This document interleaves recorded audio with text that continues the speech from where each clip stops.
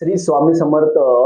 येणाऱ्या गुरुपौर्णिमेपर्यंत आपण महाराजांचं जास्तीत जास्त नामस्मरण करू शकतो. गुरुमंत्र कसा घ्यायचा, काय घ्यायचा, आपण युट्यूब चॅनल श्रीकेतन कुलकर्णीवर टाकणारच आहोत. ते व्हिडिओ पण अवश्य बघा. पण आयुष्यामध्ये लक्षात ठेवा की महाराजांची सेवा करताना खूप जण तुम्हाला नावं ठेवतील, खूप लोक तुम्हाला शिव्या घालतील आणि नवीन असताना खूप लाज आणि लज्जा असते बघा.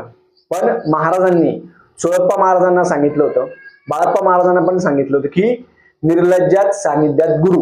म्हणजे काय, जो शिष्य असतो, जो गुरु असतो, शिष्याने कधीही लाज, लज्जा, शरम, निंदा आणि स्तुती जो व्यक्ती सारखा मानतो, निंदा कोणी जर निंदा कोणी वंदा, निंदा आणि स्तुती जो व्यक्ती सारखा मानतो तोच गुरूंची सेवा करू शकतो.